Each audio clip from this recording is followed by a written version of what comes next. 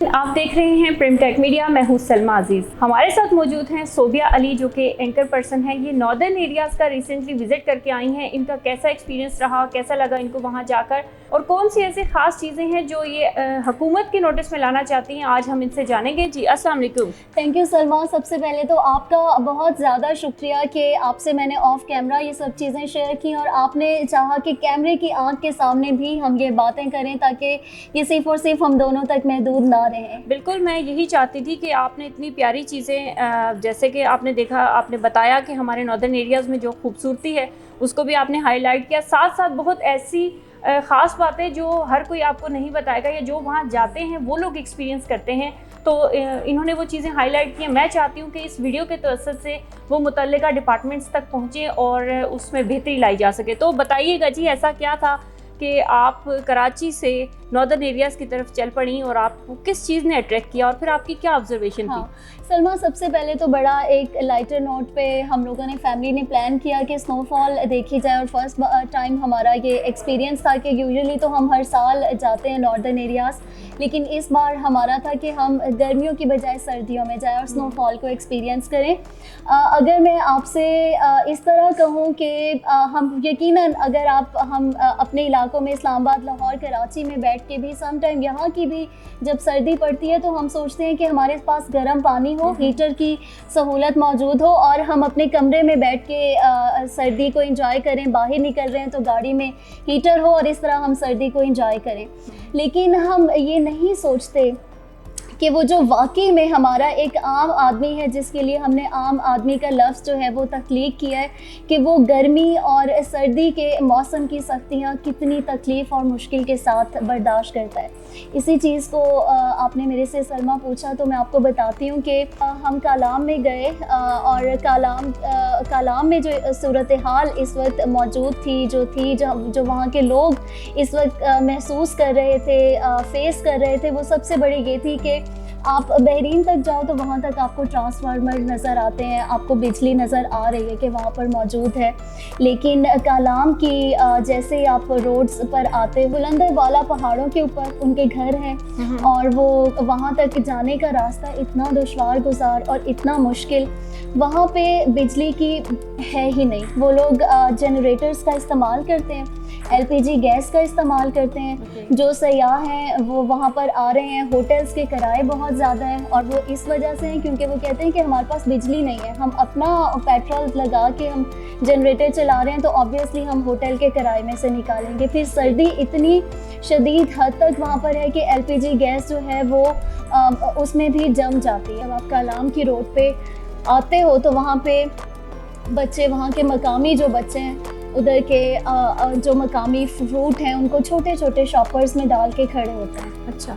और इतनी सर्दी होती है, इतनी शदीद, और उसके अंदर वो आपको मजबूर कर रहे होते हैं, और एक बच्चा नहीं, मतलब 10-12 की तादाद के अंदर एक गाड़ी रुकने की देर होती है और इतने सारे बच्चे जमा हो जाते हैं कि ये हमसे खरीद लो, हमसे खरीद लो।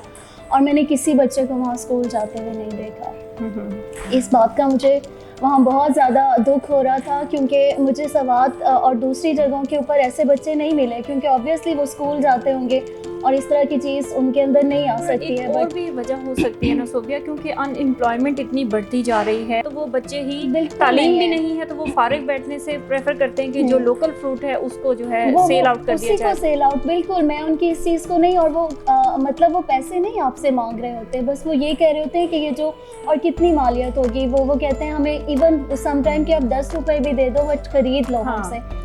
तो उन बच्चों को मुझे इस तरह देख के बहुत दुख हो रहा था। जिस तरह बच्चे रोड पे आ रहे हैं, उनके लिए खतरनाक भी है।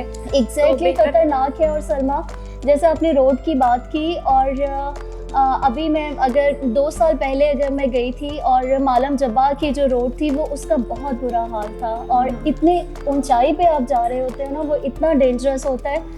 लेकिन इस दफ़ा मैंने देखा तो वो रोड्स बनी हुई थी, लेकिन कालाम वाला एरिया इतना बुरा हाल है बारिश और स्नो की वजह से कि वो मतलब 2-3 बार हम मौत के मुंह में से वापस आए हैं। मैंने इतने खूबसूरत पहाड़ों पे, ओशो जंगल पे जो जब बर्फ़ से लिपटे हुए थे और इतने हसीन लग रहे थे, वहाँ पे मैंने जूसेस के डिब्बे, रैपर्स और ये सब कुछ देखा।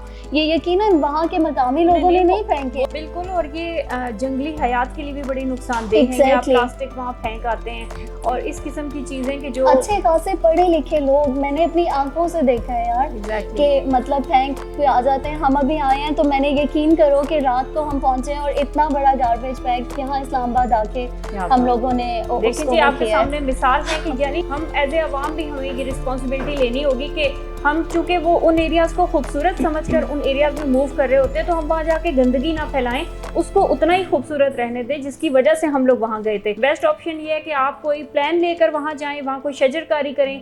आप इस दफ़ा वेकेशन प्लान करें अपने पूरे ग्रुप के साथ कि हम वहाँ जाके उस इलाके की सफाई करेंगे, हम वहाँ जाके उस इलाके में जो लोग हैं उनका जो घरों में ख़वातीन काम काज करती हैं उनके जो बिजनेसेस हैं उनको हम इंट्रोड्यूस करवाएंगे शहरों में। क्या डिफरेंस लगता है, क्या एक मेन वजह है कि जो अब भी वहाँ हम कहते हैं कि खूबसूरती है और शहरों में वो ख़त्म हो गई है?